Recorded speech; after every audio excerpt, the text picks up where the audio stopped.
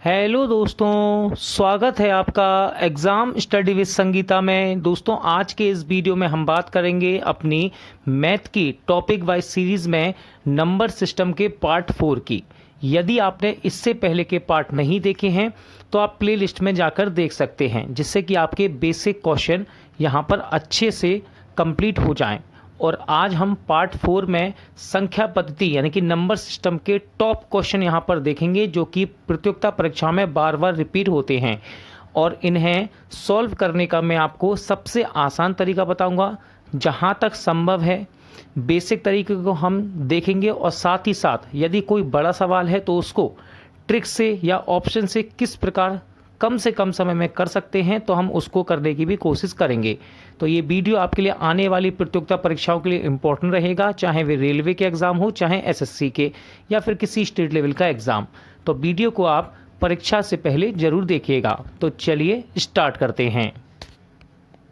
Most important question दोस्तों, exam में बहुत बारी क्वेश्चन रिपीट होता है। सवाल कह रहा है दो संख्याओं का योग 100 तथा अंतर 37 है, तो इनके वर्गों का अंतर क्या होगा। देखिए, दो संख्या मैं कहता हूं, पहली संख्या है x और दूसरी है y। ठीक है, उसने क्या कहा, दो संख्याओं का योग 100, तो दोनों संख्याओं का योग कर देंगे पहले हम कितना, 100 के बराबर। फिर उसने बोला तथा इनका अंतर 37 है। इनका अंतर कितना है, 37। अंतर कर दिया, वो कितना है, 37। तो कह रहा है इनके वर्गों का अंतर बताइए, यानी कि x² माइनस y² आपको ज्ञात करना है, ये निकालना है ना। तो ये भी ये सवाल आए तो आपको करना क्या है, कुछ नहीं कीजिए। देखो, डायरेक्ट करने का सबसे अच्छा तरीका, आप चाहे तो इसको काट भी सकते हैं, x से x, y से y, और 2x के बराबर 137 हो जाएगा। वहां से अलग अलग भी निकाल सकते हैं। लेकिन यदि आप यहाँ पर x² माइनस y² यानी कि a² माइनस b² का फॉर्मूला लगा दें, तो वो क्या होता है, एक बार प्लस में लिख देते हैं हम इसको, और एक बार माइनस में लिख देते हैं। ठीक है, a² माइनस b² क्या होता है, a plus B into A minus B, यानी कि एक बार प्लस में एक बार माइनस में। तो देखिए, हमको निकालना क्या है, दोनों संख्याओं के वर्गों का अंतर, यानी कि x² माइनस y²। इसको क्या लिख सकते हैं हम, एक बार प्लस में और इंटू में एक बार माइनस में। ये फॉर्मूला होता है ना। आप ध्यान से देखो, x प्लस वाई का मान कितना है, 100, तो यहाँ पर 100 रख दो, इंटू x माइनस वाई का मान कितना है, x माइनस वाई का है 37। ठीक है, इनका गुणा कर दो, कितना आएगा, 3700, बराबर में क्या आ जाएगा, x² माइनस y²। तो यही तो हमको पूछा था कि दोनों संख्याओं के वर्गों का अंतर निकालो, कितना आएगा, 3700। ऑप्शन डी आपका राइट आंसर हो जाएगा।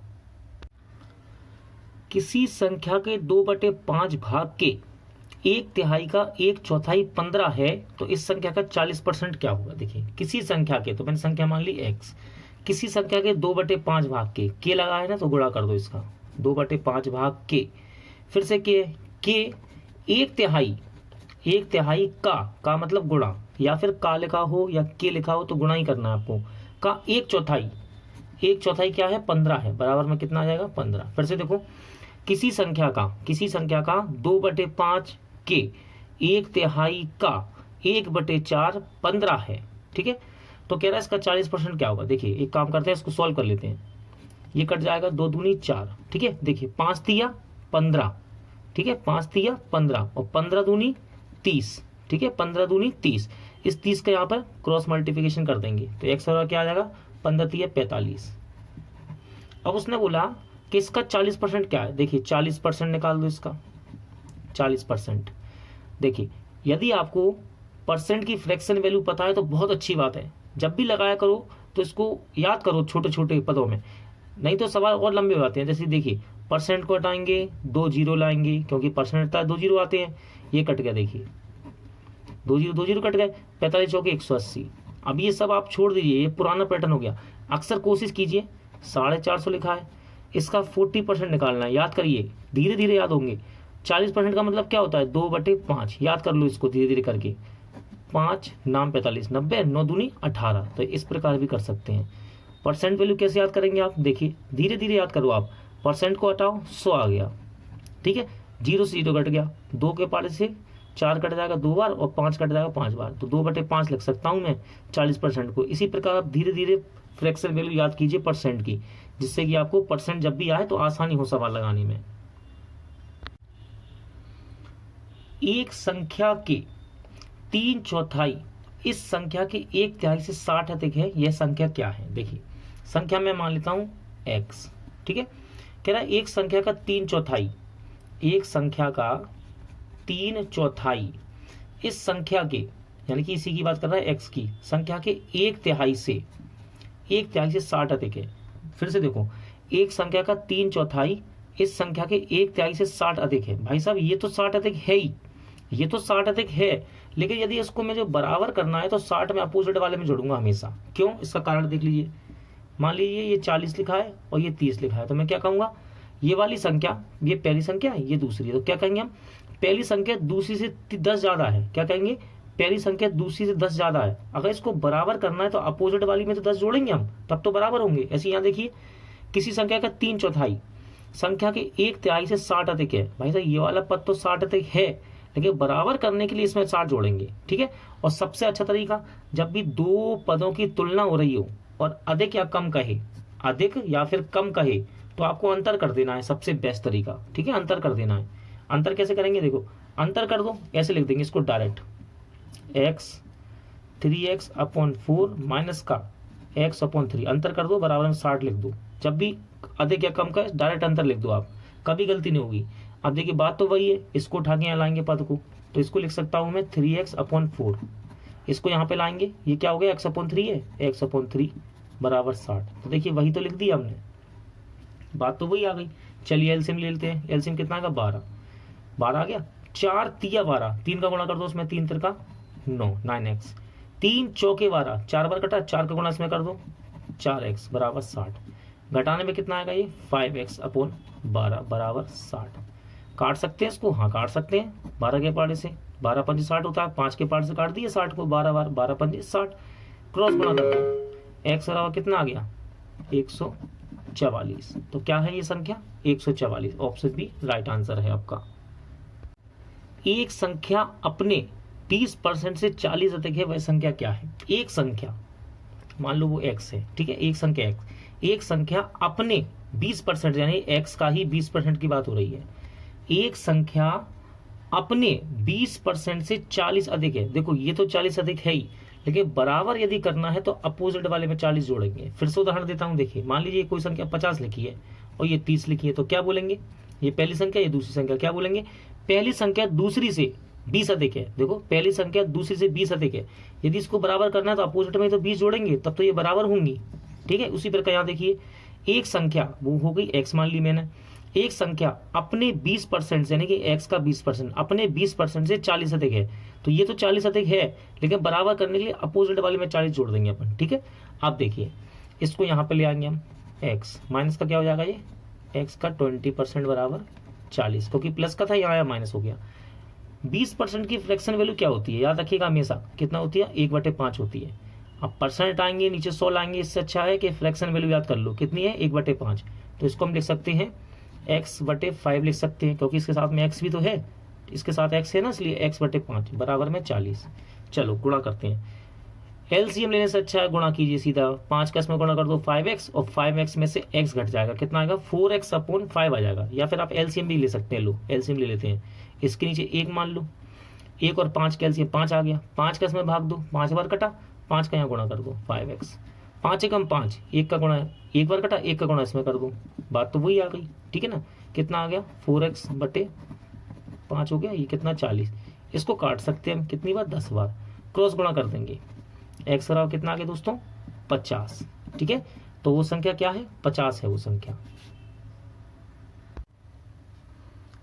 एक संख्या अपने 4/7 भाग से 18 अधिक है, यह संख्या क्या है। देखिए दोस्तों, यहाँ पर सवाल में कह रहा है कि एक संख्या अपने 4/7 भाग से 18 अधिक है, तो वह संख्या क्या है। तो देखिए वो संख्या मैं मान लेता हूं x, ठीक है, संख्या क्या मान लेता हूं x, तो कोई एक संख्या हो गई। एक संख्या अपने 4/7 से, यानी कि इसी संख्या का 4/7, x का 4/7, ठीक है। एक संख्या अपने, यानी कि x का ही 4/7 अपने 4/7 से 18 अधिक है, यानी कि ये वाला x जो है ना, x का 4/7 से 18 अधिक है। देखिए जब ये अधिक है, यदि मुझे इसे बराबर करना है, तो मैं अपोजिट वाले में 18 जोड़ूंगा, ठीक है, एक उदाहरण दे देता हूँ आपको छोटा सा। देखिए ये 40 लिखा हुआ है, ये 30 लिखा हुआ है, तो मैं कैसे कहूँगा, पहली संख्या मान लो, इसको दूसरी संख्या कह दो। देखिए पहली संख्या दूसरी संख्या से 10 अधिक है, तो ये तो 10 अधिक है ही ना, लेकिन यदि इसको बराबर करना है तो 10 किस में जोड़ेंगे, अपोजिट वाले में। इसी प्रकार यहाँ देखिए एक संख्या अपने 4/7 से 18 अधिक है, ये तो 18 अधिक है ही, लेकिन बराबर करना है तो इसमें 18 जोड़ेंगे अपन। ठीक है, देखिए इसको आप ऐसे ही बना सकते हैं, या फिर जब आपसे तुलना की बात करें, दो संख्याओं की तुलना हो रही है, अधिक या कम कहे तो हमेशा इनका अंतर कर दो, बड़े में छोटा घटा दो। अधिक या कम कहे तो इनका अंतर कर दो डायरेक्ट। तो देखिए आप अंतर भी कर सकते हैं, इस प्रकार लिख दो 4x/7, इसको 4x/7 लिख सकते हैं, बराबर में 18। ठीक है, अधिक या कम कहे तो आप डायरेक्ट अंतर भी कर सकते हैं। अब देखिए इसको उठा के यदि आप बराबर के साइड लाएंगे तो ये प्लस का है माइनस का हो जाएगा, तो बात तो वही होगी ना। ठीक है, अधिक या कम कहे तो आप डायरेक्ट अंतर भी कर सकते हैं, बराबर में 18 लिख दो, या फिर ऐसे भी कर सकते हैं। अब देखिए 7 आप एलसीएम भी ले सकते हैं, या फिर गुणा कर दो डायरेक्ट। 7 का गुणा इसमें 7x, 7x में से 4x घट जाएगा, तो क्या आएगा 3x/7, या फिर एलसीएम ले लीजिए, 7 एलसीएम ले लिया मैंने, 7 का गुणा यहाँ हो जाएगा, कितना हो जाएगा 7x, 7 से 7 कट गया एक बार, 1 का गुणा इसमें कर दो 4x बराबर 18, 7 में से 3 गया 4 गया, कितना 3x/7 बराबर में 18। ठीक है, काट दो इसको, 3×6 18 कट जाएगा, ये 3×6 18, गुणा कर देते हैं, क्रॉस गुणा, 7×6 42, तो ये संख्या क्या है 42 यानी कि 42। इंपॉर्टेंट क्वेश्चन है दोस्तों, और इस क्वेश्चन को मैं आपको दो तरह से यहाँ पर करके दिखाऊंगा।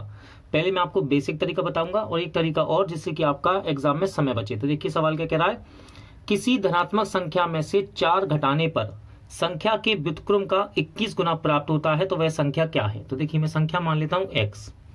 ठीक है, कह रहा है किसी धनात्मक संख्या, तो मैंने संख्या क्या मान ली, x मान ली। ठीक है, किसी धनात्मक संख्या में से 4 घटाने पर, जब हम इसमें से 4 घटाते हैं, 4 घटाने पर संख्या के व्युत्क्रम का 21 गुना प्राप्त होता है। तो 4 घटाने पर हमें क्या मिलता है, बराबर में क्या मिलता है, संख्या के व्युत्क्रम का, संख्या कहती है x थी, संख्या का व्युत्क्रम यानी कि इसका उल्टा 1/x, व्युत्क्रम का 21 गुना।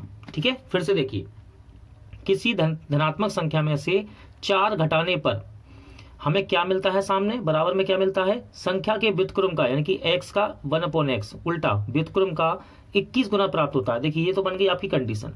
अब इसको सॉल्व कैसे करेंगे, सबसे पहले हम x का गुणा यहाँ करेंगे, क्रॉस गुणा, तो यहाँ पर होगा क्या हो जाएगा x², x का गुणा यहाँ होगा तो माइनस का क्या हो जाएगा 4x, बराबर में कितना लिखा है 21। इस 21 को उठा के यहाँ पे ले आएंगे बराबर के। ठीक है, x² माइनस 4x माइनस का 21 बराबर में क्या बचेगा, अब 0। अब देखिए 21 के, अब ये बन गया द्विघात समीकरण, 21 के ऐसे गुणनखंड करेंगे दोस्तों हम कि घटाने पर, इस चिन्ह को देते हैं, इसको देखते हैं कि घटाने पर 4 आए, तो देखिए क्या होते हैं वो गुणनखंड, वो हो जाएंगे आपके 7×3 21, 7×3 21, देखिए 7×3 21, और घटाने पर कितना आ रहा है इसका 4, ये वाले चिन्ह को देखते हैं, घटाने पे क्या आ रहा है 4, तो यहाँ पे x लगा दूंगा मैं, यहाँ भी लगा दूंगा माइनस, ठीक है 21 बराबर 0। ठीक है ना, 7×3 21, और इस चिन्ह को देखते हैं, घटाने पर 4 आना चाहिए, देखिए घटाने पर 4 आ रहा है यानी कि 4x आ रहा है। चलिए इस ब्रैकेट को तोड़ेंगे, ये हो जाएगा माइनस का 7x, minus minus plus 3x, और ये माइनस का 21 ऐसा ही रहेगा।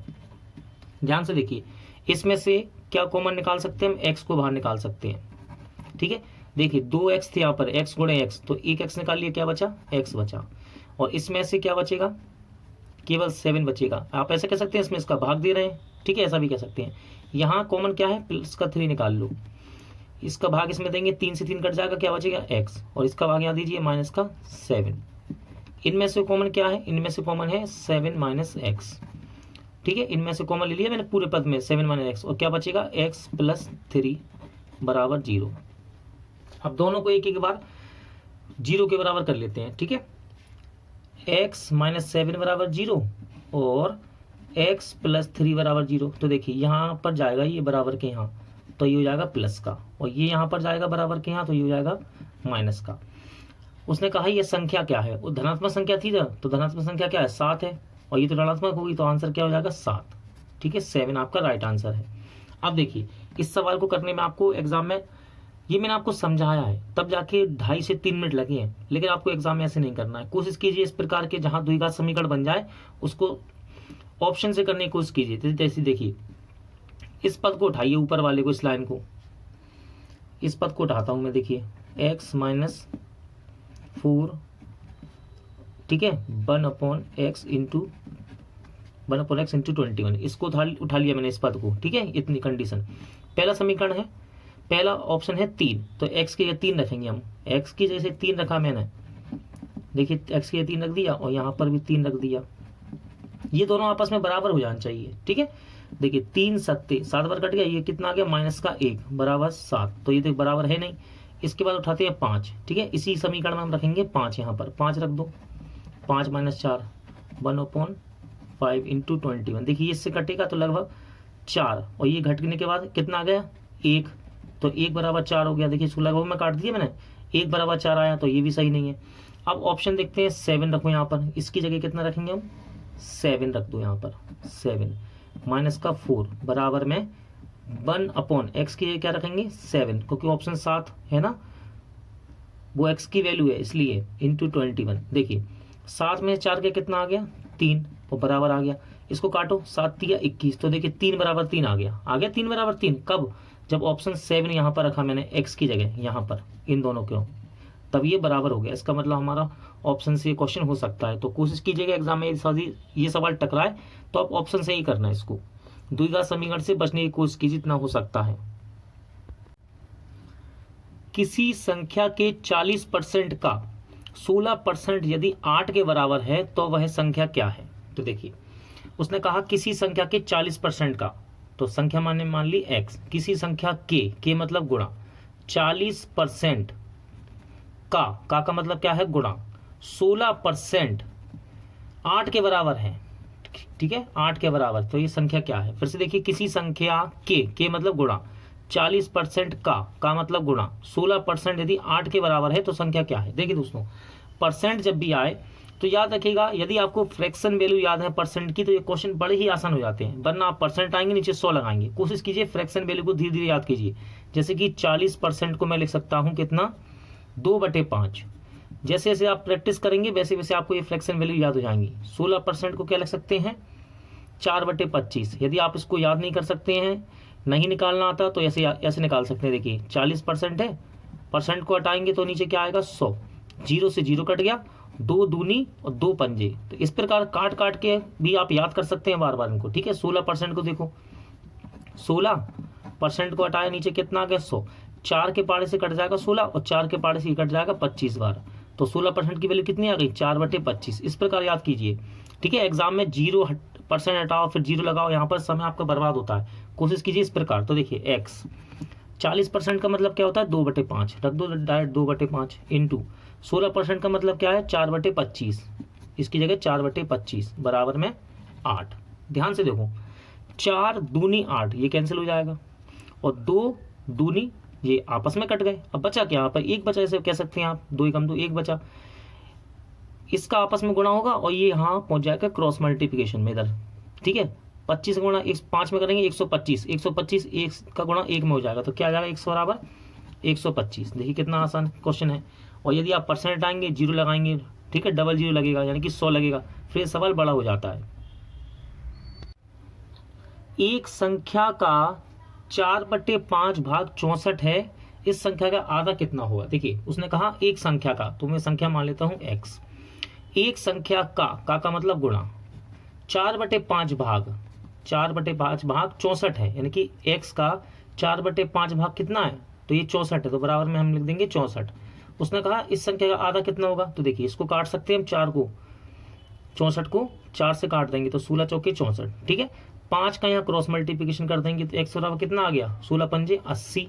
अब उसने कहा इस संख्या का, देखिए संख्या आ गई, इस संख्या का आधा कितना होगा, तो इसका आधा कितना हो जाएगा 40, तो राइट आंसर कितना रहेगा आपका 40। देखिए दोस्तों 1 मिनट, यहाँ पर दोस्तों ऑप्शन में जो टाइपिंग की गई थी वो थोड़ा मिस्टेक था, उसके लिए माफी चाहूंगा। तो देखिए इसका सही आंसर कितना आएगा 40, ऑप्शन सी, ठीक है। फिर से देखते हैं, एक संख्या का 4/5 भाग कितना है 64, तो बराबर 64 लिख दिया मैंने।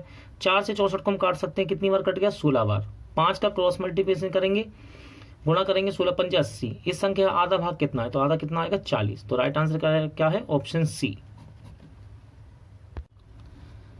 एक संख्या को अपने 10 गुना के साथ जोड़ने पर 264 प्राप्त होता है, यह संख्या क्या है। तो देखिए मैं संख्या मान लेता हूं दोस्तों x। उसने कहा एक संख्या को यानी कि x को अपने 10 गुने, तो इसका 10 गुना कर देते हैं, x का 10 गुना अपने 10 गुने के साथ जोड़ने पर 264 प्राप्त होता है। बराबर में क्या मिलता है हमको, 264। फिर से सुनिए, एक संख्या को, तो x हो गई वो संख्या, को अपने 10 गुना में, तो x का 10 गुना कर दिया, अपने 10 गुने में के साथ जोड़ने पर 264 प्राप्त होता है कि बराबर में क्या मिलेगा, 264। तो यह संख्या क्या है, देखिए जोड़ लेते हैं, 10x और x कितना हो जाएगा, 11x बराबर में 264। ठीक है, 11 के पार्ट से 264 को हम काट सकते हैं। देखिए 11 दूनी 22, 4 बचेगा, 11 चौके 44, तो x बराबर क्या आ गया, 24, यानी कि ये संख्या क्या होगी, 24, ऑप्शन सी। एक संख्या को 6 से भाग देने पर प्राप्त भागफल संख्या से 70 कम है, यह संख्या क्या है। तो देखिए सबसे पहले हम संख्या मान लेंगे x। ठीक है, x क्या कहा उसने, एक संख्या को यानी कि x को 6 से भाग देने पर, देखिए 6 से भाग दिया मैंने, 6 से भाग दिया, भाग देने पर प्राप्त भागफल, देखिए जब हम किस संख्या में भाग देते हैं तो बराबर में क्या मिलेगा, भागफल ही मिलेगा ना। ठीक है, प्राप्त भागफल, तो मैंने कह दिया भागफल क्या है, x है मान लीजिए। भागफल जो निकल के आ रहा है, सामने जो आ रहा है वो क्या है, संख्या से 70 कम है। संख्या क्या थी, x थी, संख्या से 70 कम।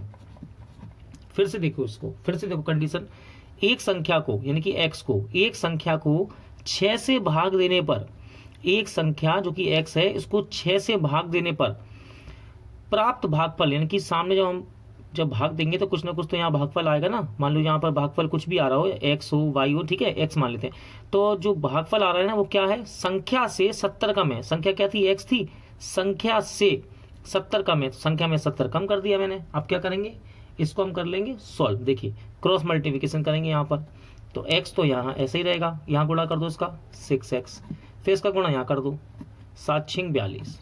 ठीक है, x वाले एक पद एक तरफ कर दो, संख्या एक तरफ। देखिए 420 है माइनस का, यहाँ कर दो बराबर के यहाँ पर, तो प्लस का हो गया, और 6x ऐसे ही रहेगा, इसको यहाँ ले जाओ, प्लस का है माइनस का हो जाएगा। इसको आप पलट भी सकते हैं, कोई प्रॉब्लम नहीं है। ठीक है, 420 बराबर 6x में से x घटेगा तो कितना आएगा, 5x आएगा। ठीक है, काट भी सकते हैं इसको, देखिए 5 8 40, 5 चौके 20, तो x बराबर क्या आ गया, 84, या फिर आप इसको ऐसे भी लिख सकते हैं, कोई दिक्कत नहीं है। ठीक है, तो संख्या क्या है वो आपकी, ऑप्शन बी, यानी कि 84। किसी संख्या के 5वें भाग में से 5 घटाने पर 5 प्राप्त होता है, यह संख्या क्या है।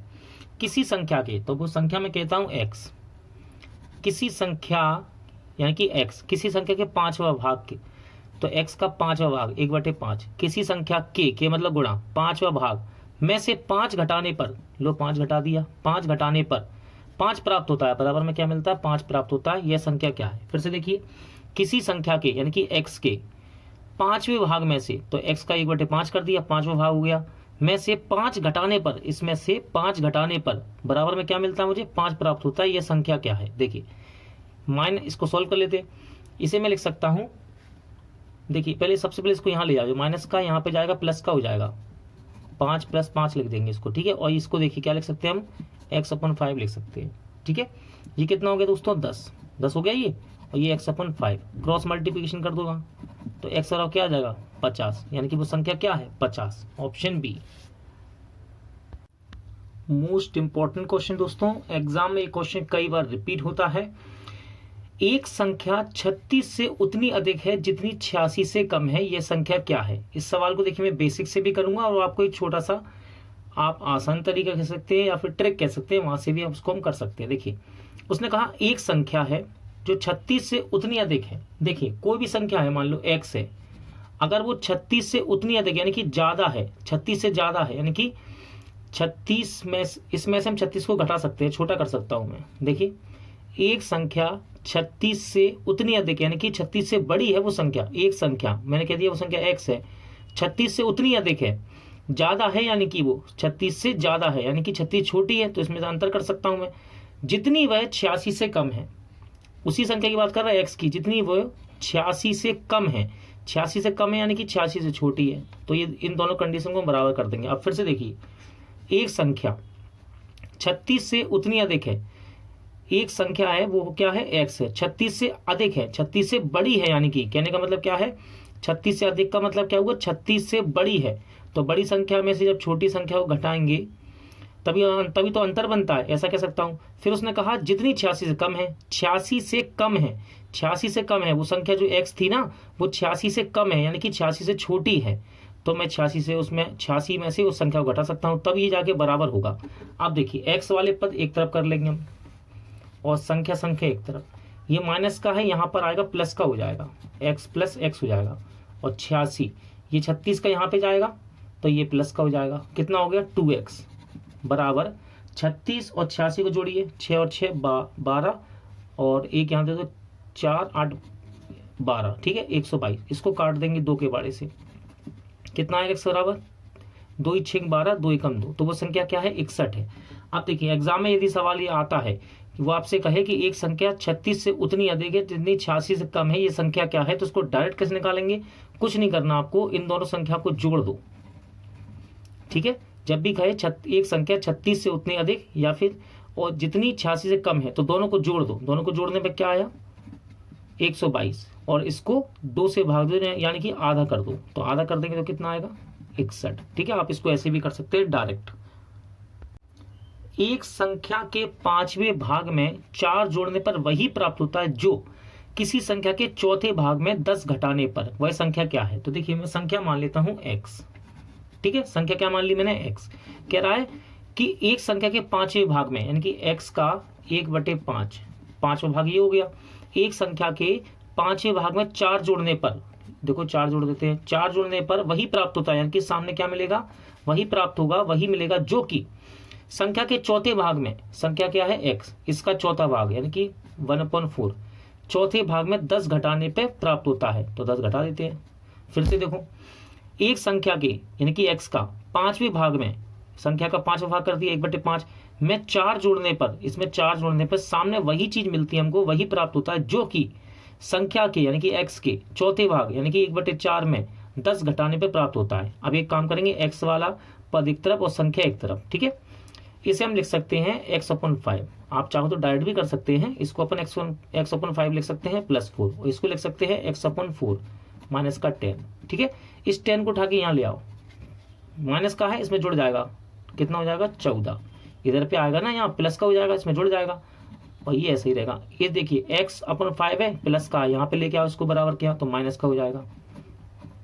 ठीक है, 14 बराबर एलसीएम ले सकते हैं हम, कितना आएगा एलसीएम, इसका एलसीएम आएगा 4 और 5 का 20। ठीक है, चलो 4 से भाग दो, 4 पंजे 20, 5 बार कटा, 5 का इसमें गुणा कर दो, 5 का भाग इसमें दो, 5 चौकी 20, 4 बार कटा, 4 का इसमें गुणा कर दो 4x। ठीक है, तो 14 बराबर 5x में से 4x जाएगा तो x बचेगा, बटे में कितना आएगा 20। ठीक है, इसका अब करना क्या है, केवल क्रॉस मल्टीप्लिकेशन, गुणा करना है इसका यहाँ पर, तो x बराबर क्या हो जाएगा, x बराबर आ जाएगा आपका 14 दूनी 28 यानी कि 280। तो वो संख्या क्या है, ये संख्या है आपकी 280। ऑप्शन सी राइट आंसर रहेगा।